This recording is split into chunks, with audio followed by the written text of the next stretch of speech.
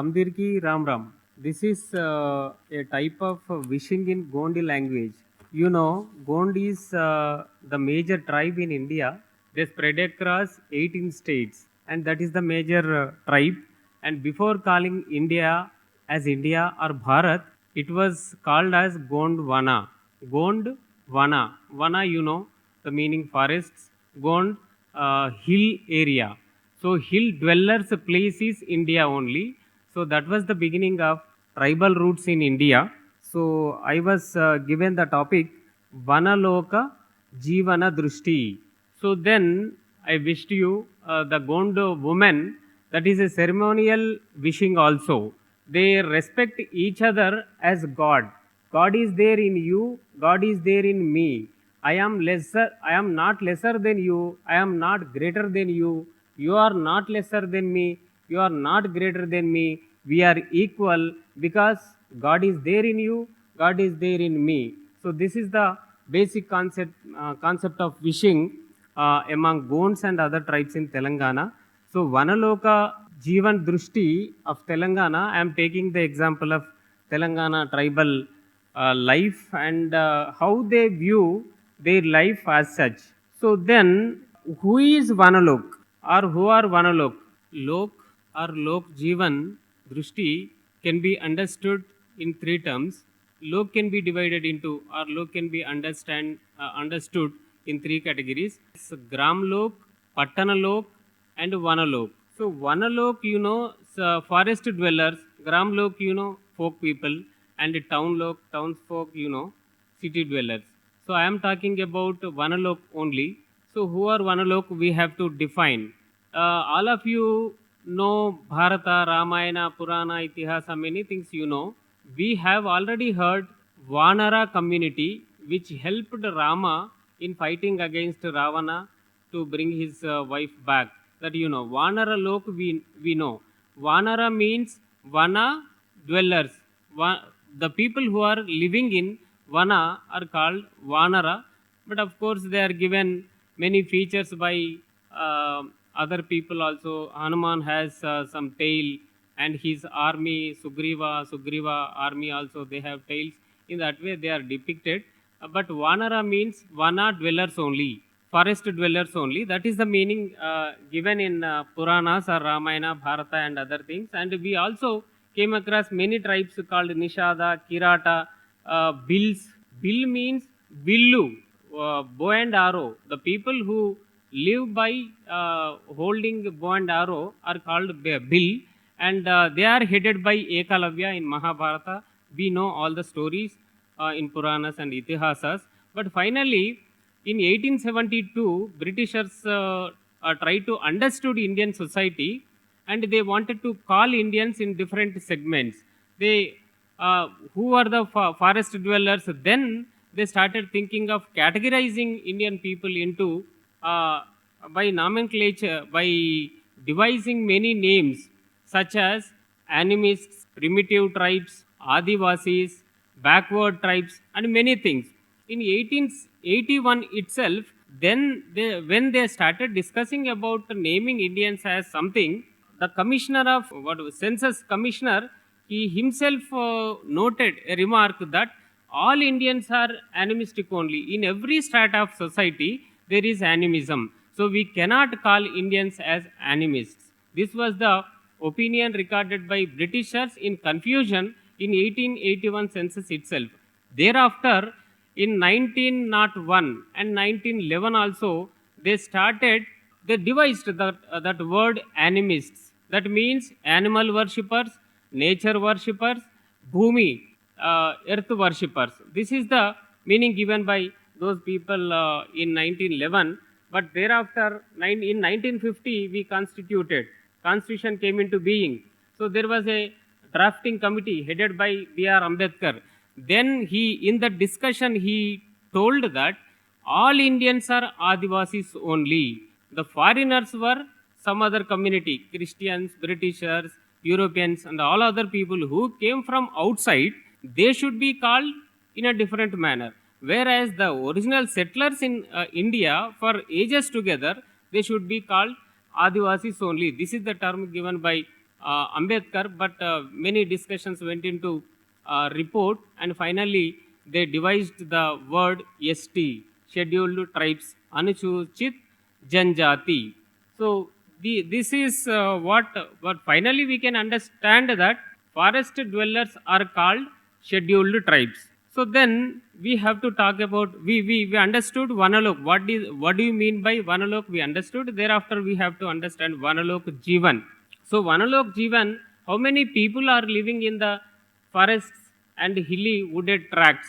So there are 8.6 percent of total population of India is living in forests, scheduled tribal areas. So there are 730 communities in India, whereas in Telangana there are 32 tribal communities. And Telangana is the only tribal state as far as the terms proposed in Forest Act of 1952. If a state has more than 5% of its population under scheduled tribe category, then only that state should be called as tribal state. In that sense, Telangana is the only tribal state in entire South India to be called as tribal state.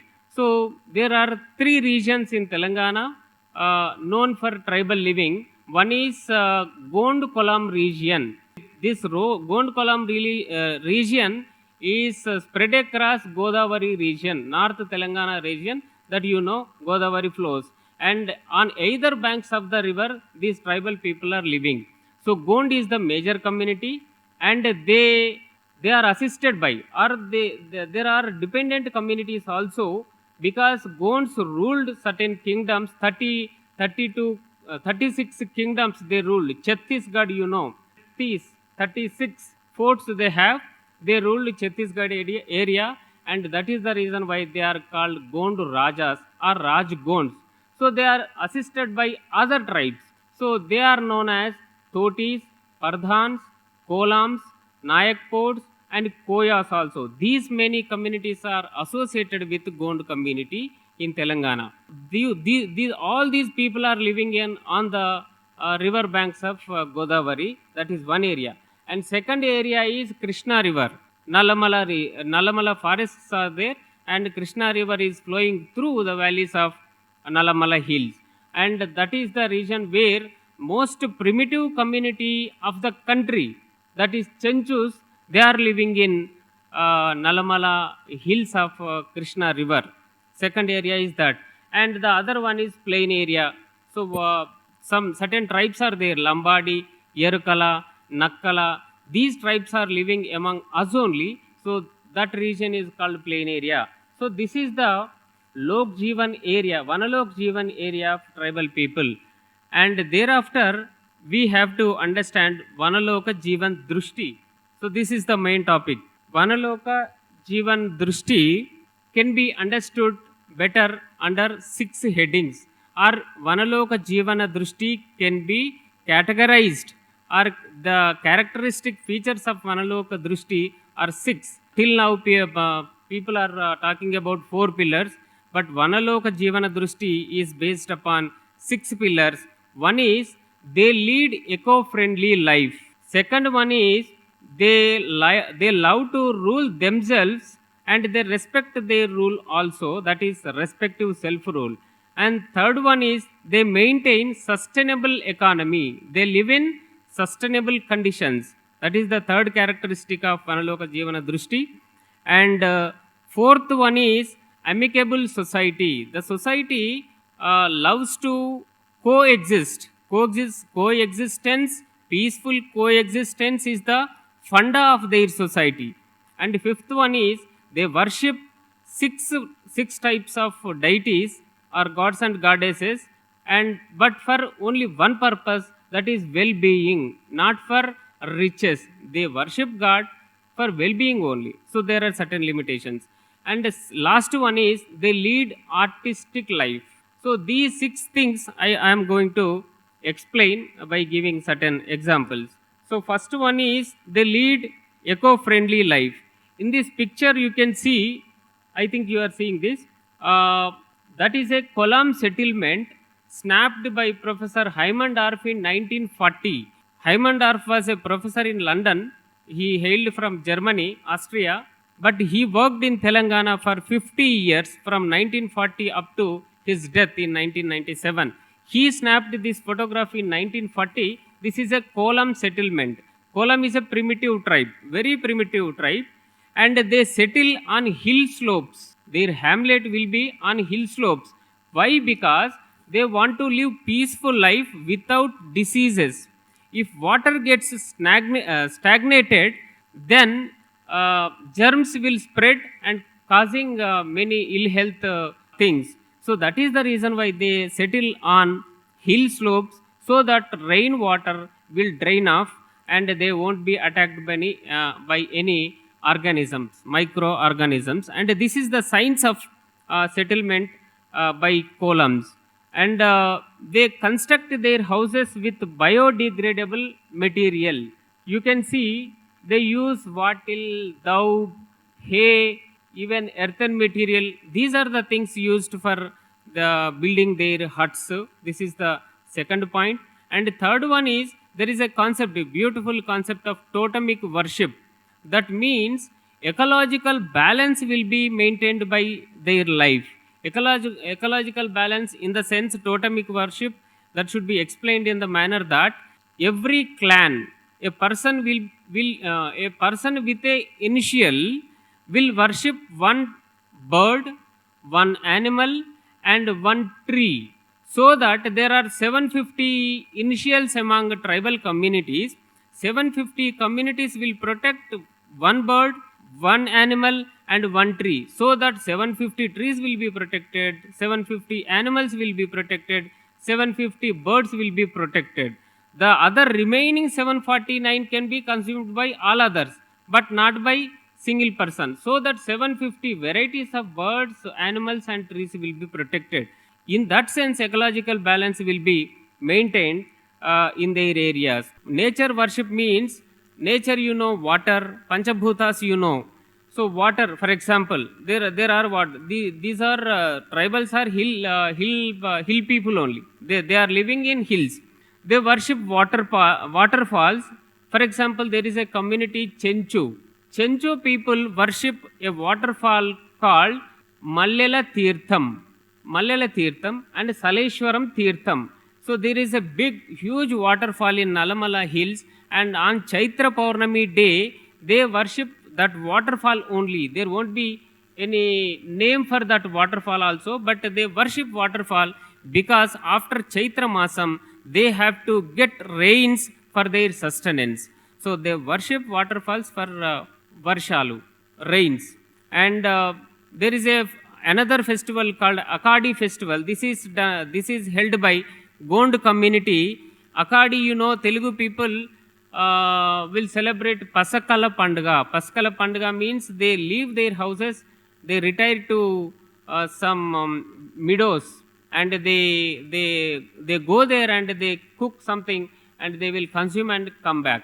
This is Pasakala Pandaga in Telugu, but this is Akadi Pandaga in tribal community. Akadi is nothing but tree worship or greenery worship, wooded hills, greenery, meadows will be worshipped by tribal people. In that way, eco-friendly life is maintained by these people. And they are Podu agriculturists. They go on shifting agriculture. They till this land for 1 year, they leave this land and they settle at another place, and they till the land there, and they leave second place also for third place, and after 1 year they leave third place also to settle at fourth place. In that way, after 12 years circle, they will come to the first Podu agricultural land. In that way, fertilization takes place in the first one, and thereafter second area also gets fertilized. In that way, fertilization will be kept in mind by the tribal people. In this way, their agriculture system is also eco-friendly and scientific. And the second pillar of their Jeevan Drishti is self-rule. Their system is called Patel system, or village administration system, or community administration system. They don't want any king to rule. but they want only traditional leader called Patel. In Telugu area, Patel means Reddy, but among tribals, Patel means headman, village headman, and he will rule, and he is assisted by Panch. In Telugu, that is called Panchayati. There will be 5 people to assist Panch headman. Those people are called Katoda, Patadi, Havaldar, and Karobar. Katoda, uh, the main assistant, like Pradhani of the king. Patadi means Pata, song. So songs, traditional songs are played by a musician called Toti community, Pardhan community, and other communities are also there to recite their mythologies and their genealogies. So third one is Patadi, and fourth one is Havaldar, the messenger between the headman and the people is called Havaldar, and Karobar means accountant, Patwari. So this is the system which is in existence among Gonds and other communities in Telangana. And all the community issues are settled by or run by this Panch headed by headman, Patel system. And if they don't settle certain issue, for example, they will go to the next level body of Panch again, that is called Rai Center. For example, if we don't settle an issue in village level, we will go to Mandal level. In that way, among Gonds also, and among other communities, other tribal communities also, there is a system called next level administration called Rai Center. And next level administration is also there, that is called Sarmedi. For example, district level administration, it can be understood in that way. If they want to settle the issues instantly, immediately, then they will conduct darbar system. They will hold what we call jataras also. In jataras, side by side, there will be a darbar, public darbar. In public darbar, officials will be invited, and their representations will be presented, and the issues should be settled then and there itself. That is the meaning of darbar. So this system is existing among tribal communities of Telangana, and they also held independent kingdoms also. Tribals are they cannot be understood as just living in tribal areas and forest areas. They don't know anything, but they held power in the past. For example, the first community which ruled entire South India is Andhra Shatavahana. Andhra Pradesh is there. Earlier, Telangana was also part of Andhra Pradesh, but Andhra community is also there. The community Andh is living in Telangana and contiguous region of Maharashtra. Andh community, in Sanskrit it is called Andhra. So Andhra community, Shatavahana is a clan belonging to Andhra community. So they established the first ever empire of South India called Satavahana Empire in Telangana, and at a place called Kotilingala in Jagityala district. So side by side, Jagityala district, there is a community, and even till date they are living, and they were the first people to establish kingdom to rule entire South India right from 78 BC onwards up to 230 AD. For about 300 years they ruled all the Deccan states and South Indian states. That is one thing. And after Kakatiyas, after Rudrama Devi, she was succeeded by Prataprudra, and thereafter this region was what we call defeated by Delhi Sultans. But immediately Delhi Sultans were also defeated by one tribal community called Nayakpod, Padma Nayakapolu. There is a community, still they are living. Padma Nayakapolu is a community which ruled Telangana for about 100 years after Kakatiya rulers. So this is the legacy of rule of tribal communities also. So this is the reason why they resist foreign control. If some foreign person comes to their area, and if they want to impose something on them, tribal communities, so they have to, they will face. So there are many examples of, for example, Kumram Bhim. Kumram Bhim fought against British people and as well as Nizam community, Nizam police also in 1935 to 40 area, and he devised the word called Jal, Jungle, Zameen. So tribal people fight for the rights over Jal, Jungle, and Zameen. If that is shattered, they will fight against any people. And there is another fight by Ramji Gond in 1857, Sipai Mutiny. He also fought for rights over Zameen and Swatantrata. So this was the legacy established by tribal people. And I told you about economy, sustainable economy also. They share whatever they acquire from forests, so that will be shared by these people. For example, honey collection is there. Chenchu people will collect honey, but as a group they will go into forests and they will collect the honey. So collective work will be there, and collective sharing of the profits or whatever income they procured, that is also there. For example, there is a festival called Mahua festival, Ippapu, Kalpavruksham, we call it in Telugu or Sanskrit. So they will hold a ceremony of sharing Ippapu or Mahua flower. They will prepare 20 items, food items, and they will share, and after that, after consuming Ippa liquor also, they will dance together. So in that way, sharing of things is there among these people, tribal people. So for worship also, I told you about worship. They worship 6 varieties of gods and goddesses. One is nature, second one is cattle, third one is deities, fourth one is Rajul. Kings and queens also, they ruled tribal areas. No, they are also respected by tribal people. So Rajul they call. And gurus are also there. For example, Pahandi Cooper Lingo.